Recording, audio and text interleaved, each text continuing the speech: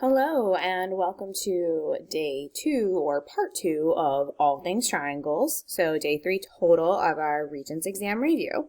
So I'm just going to continue talking about all the different triangle properties we talked about this year.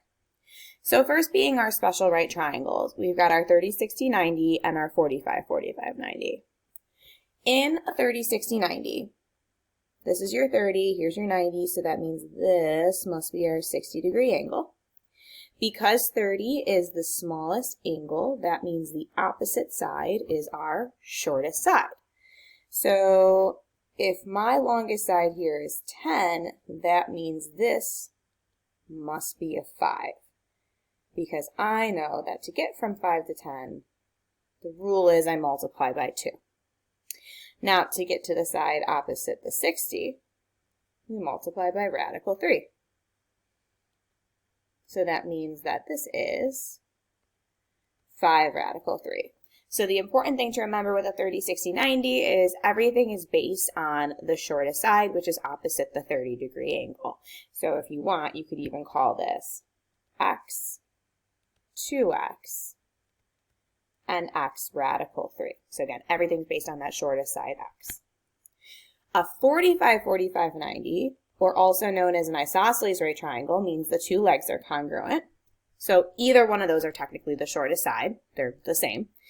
And the rule is that these would have to be 4s, because if I take one of them and multiply by radical 2, that gives me the hypotenuse. So again, if you want to put it to a rule with x's, these are x and x. And this is x radical 2. And then obviously if you wanted to work backwards, to go from here to your shortest side, you would be dividing by radical 2. Okay. Triangle congruency, we learned 5 different methods this year. Side, angle, side, meaning the angle is between the two marked congruent sides. Side, side, side, pretty obvious. Angle, side, angle means the side is included or between the two angles. Angle, angle, side means the side is not included, so notice where that is. And lastly, HL, which is hypotenuse leg, where this is your H and that's your L. Now the important thing to note about using HL, I'm going to put a little star here, is you must have a right triangle to do this.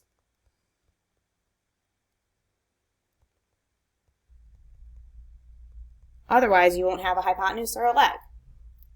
Additionally, if you look at the markings, it looks like side-side angle, and that's not a thing. All right, so if we know that two triangles are congruent, then we know all their corresponding sides and angles would also be congruent. All right, next. Speaking of right triangles, we have altitudes drawn in each of these right triangles. So I can see that I have an altitude right here and an altitude right here. Now, depending on your teacher, they might teach it a little bit different. So I'm going to go through how I do it and then explain how some other teachers might teach it. What I like to do is separate the two triangles using 2 different colors here. So maybe I'll use this pink. Start from the top right on the left. There's my triangle on the left. And maybe I'll do some purple on the right. And I'm starting from the right triangle the right angle, excuse me, in the big triangle. So by pulling these triangles apart, here's my guy on the left. And here's my guy on the right. Now, in order to solve this, I always say the number you see twice, you write twice. And it always goes on the diagonal. So I see x twice. He's shared between the two triangles, and therefore I put x and x. And then the 9 and 4 are going to go on the other side. So in order to solve, we'd get x squared equals 36. Take the square root. And therefore x equals 6. Done. Now, some other teachers have little rules that they call with this. And so, for instance, they'll say something like, where these x's are, this is the altitude. So the altitude is you write twice. And then this would be hypotenuse 1, so maybe the one on the left, and this would be hypotenuse 2 on the right. So either way, you're going to come up with the same proportion. You solve, you get 6. Okay, so now going back to my strategy for this guy on the right. Okay, I start here, trace where the information is. I've got this triangle on the left.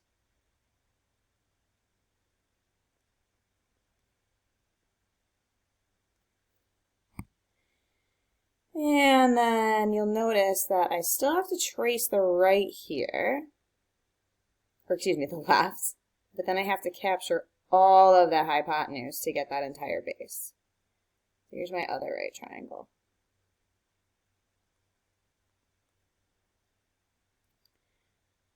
All right, so the number you see twice, you write twice. And then I put the 5 and the 9, because 5 plus 4 is 9. That allows me to solve and get x squared equals 45. Biggest perfect square is 9. So in simplest radical form, this would be 3 radical 5. On some exam questions, they might ask you to round, so just be prepared for that. Okay. Now, again, your teacher might use some rules. Okay. So in this case, they would do the leg, which is the leg of the big triangle, is repeated twice. And then they'll say the whole hypotenuse is the other. I'll just write whole h. And then the 5 will be the part of the hypotenuse closest to the leg. I'll just kind of like by leg. Okay, which is true. This is the part of the hypotenuse of the big triangle that's closest to the leg. Okay, so what you guys will notice side by side here is literally like when you have these triangles side by side, which is when you're finding the altitude's always what you write twice. If you have your information though on one of the legs, notice how I didn't have info over here on the legs of the big triangle, then it's always going to be the big triangle versus either the triangle on the left or the right. If I have moved my x over here, then I would have been comparing the triangle on the right to the whole triangle. All right, so multiple choice practice. You can honestly probably freeze your screen at this point and just try those yourself, but I'm just going to go through the solutions. Okay, so as shown in the diagram below, AC bisects BAD, so that means these angles are congruent. Angle B is congruent to angle D. Which method could be used to prove the two triangles congruent? Now, something to note here is that they have a shared side. Okay, now at this point, you're seeing two angles and a side. So I would probably say this is angle, angle, side. Now, honestly, if I made this multiple choice better, I probably would have eliminated this and said angle, side, angle, because some of you might have fallen for that. But the reason it's not angle, side, angle is because I didn't mark the side between these two angles. So just be aware about that. Like that would have been angle, side, angle, but this one's angle, angle, side. All right, next question. In the diagram below, we got the AB and CD intersecting at E such that AE is congruent to CE. BCE is congruent to DAE. And the triangles can be congruent by what? Okay, so kind of continuing my conversation. Here's some vertical angles here, right? Now, because the side is between the marked congruent angles, this is angle, side, angle, not angle, angle, side. So that's where this one is a distractor, so be careful. All right, lastly in this row, using only information given in the diagrams, which pair of triangles cannot be proven congruent? Now, let me zoom in a little bit here. Okay, so looking at the markings, this looks like side, side, angle, which I already know is not a thing, but let's keep going with this. This looks like angle, angle, side, angle, side, angle. And this looks like side, side, angle, but this is a right triangle, so therefore this looks like HL. All right, so again, just to recap, I got side, side, angle, angle, angle, side, angle, and HL. The only one that's an issue for me is this one right here, okay? So angle, angle, side, Not a theorem, never going to be a theorem, and that's why those cannot be proved congruent. All right, we'll move on to our next page. All right, here we go, 30, 60, 90 rules. So first thing I do is I identify my shortest angle, or my smallest angle, which would help me identify my shortest side, which means to get to the hypotenuse, I'm doubling. To get to the side opposite the 60, I'm multiplying by radical 3. Now in this instance, they only want the side opposite the 60, so my answer is 7 radical 3. It didn't ask for it, but just so we know, the hypotenuse is 14. Coming over to number 5. Okay, 45, 45, 90. Because these two angles are congruent, that means the opposite sides are congruent, so this is also a radical 7. Now the rule is, what I can do is multiply by radical 2 to get to the hypotenuse. So radical 7 times radical 2 is radical 14. Now technically, guys, with a 45, 45, 90, if you truly forgot the rule, you really could do Pythagorean theorem here. You could do a squared plus b squared equals c squared, and I know a and b would each be radical 7, which gives you 7 plus 7, which is 14, and oh hey, look at that, you get radical 14 again. So technically it's probably fast just to know the rules, but Pythagorean theorem, also not too terribly bad of an option either, and it comes up in a lot of different places. All right, come on down to 6. All right, so here's that altitude drawn to the hypotenuse of a right triangle. So start from the right angle in the big triangle. So this would be angle B. And then start tracing where your information is. Keep in mind, they want me to find DC. All right, so using two different colors here, as I like to do, start from the right angle in the big triangle, trace. Okay, so that means I'm having the triangle that has the altitude of 6 right there with the X. There's technically my right angle. And then I'll do the same thing.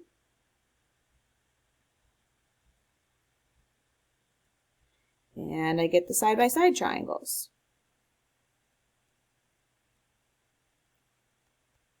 So the number you see twice, you write twice. So I'm seeing a 6. X and 12 will go on the other diagonal. So I get 12x equals 36. So x equals 3. Now again, your teacher might have said altitude, altitude, altitude, part 1 hypotenuse, part 2 hypotenuse. Either way, x equals 3. Coming over to number 7. Ooh, find all the unknown sides for the triangles below. All right, so first is a 30, 60, 90. Okay, that's my shortest side. So I'm putting in my little rules here. All right, so that means my hypotenuse must be 24. And 12 radical 3 must be my side opposite the 60. Then I got a 45, 45, 90. Okay, now from the shortest side, whatever it may be, which is technically either one of these, I would be multiplying by radical 2.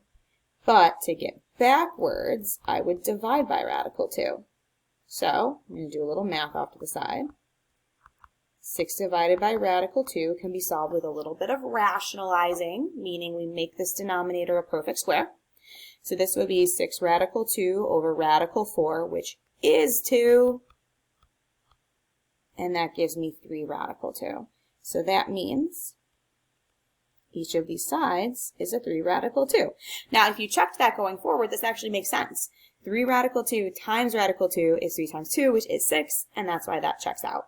Now, again, if you wanted to call these x and x and do Pythagorean theorem with this, that technically would work as well. All right, just like 4 more to go through. Okay, another altitude drawn to the hypotenuse of a right triangle. Grab my colors. Here's the right angle in the big triangle, the outside triangle, and I'm going to trace. I have the x, so I have this leg and part of the hypotenuse. And if I trace again, I'm going to have the leg and the whole hypotenuse.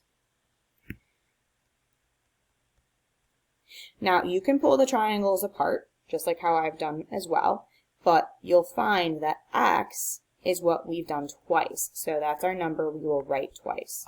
So the leg and the leg. Then we've got the hypotenuse, or the part of the hypotenuse closest to the leg, and the whole hypotenuse. All right, so from there we get x squared equals 26 times 5, which is 130. Now this says round to the nearest tenth, so let's go ahead and do that. Second, 130. So nearest tenth would be 11.4. Done. All right, another one of these. We like to practice these because students tend to forget.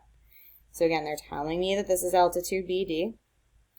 And it wants me to find BD. So it wants me to find the altitude. Okay, so we've done one like this before. Like right up here at number 6. So start from the big right angle. Trace. So I've got the altitude in part 1 of the hypotenuse. Altitude part 2 of the hypotenuse. And you guys can see that x is shared. So altitude goes twice. Other parts of the hypotenuse go on the other side. So I've got x squared equals 480. And now our directions here say simplest radical form. So a quick little reminder, if you want to find the biggest perfect square, you can do, clear this out, 480 divided by x in your y equals, and then look at your table of values. Now remember, you're looking for perfect squares. So I'm going to scroll a little bit more because I don't see anything really good yet, but I do know 16 is a perfect square, and oh hey, look at that, 16 times 30 works.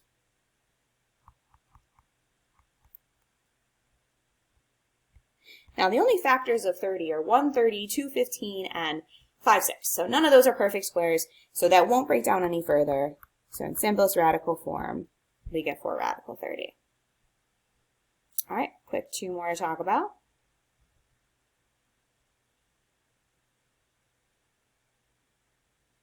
Okay, question 10. Triangle below is equilateral. Okay, that's good to know. Find the length of the sides of x, y, and z in simplest form. Now, with this being equilateral, that means all the angles are 60 degrees. So I'm going to label this is 60, this is 60, and this at the top is 60, but with that altitude drawn is going to split it into 30 and 30. Now right there, that's going to help me dissect this a little bit. Okay, so I actually got the side opposite the 30 in the triangle on the left here. So that means to get to the hypotenuse, we're doubling that. So that makes this x2 radical 2. And to get to the side, let me actually do this. And to get to the side opposite the 60, I will be multiplying by radical 3. So that means y is radical 6. Now, lastly, if you have an altitude drawn to the base of either equilateral or isosceles triangle, not only does that split this angle at the top, but it splits the base. So that means z is just radical 2 plus radical 2, which is 2 radical 2. So here, let's list out my answers. X was 2 radical 2, which, oh hey, look, it actually makes sense because didn't they say that this was equilateral? So once I knew this, I actually knew z, but I did it 2 different ways. Yeah, so again, z was 2 radical 2, and then y was radical 6. All right, last thing, determine the relationship between the two triangles and whether or not they can be proven congruent. All right, so this looks like side-side angle. So this is a big fat no. Okay. This looks like angle side angle because the side is included between the two marked congruent angles. You can see that on both. So this one's a yes. And lastly, be careful, this is an HL. Even though it is a right triangle, those right angles, because all right angles are congruent, count as angles being congruent here. And this looks like side angle side. So therefore, yes, those can be marked congruent. All right, so that concludes triangles day 2. So lots of triangle stuff.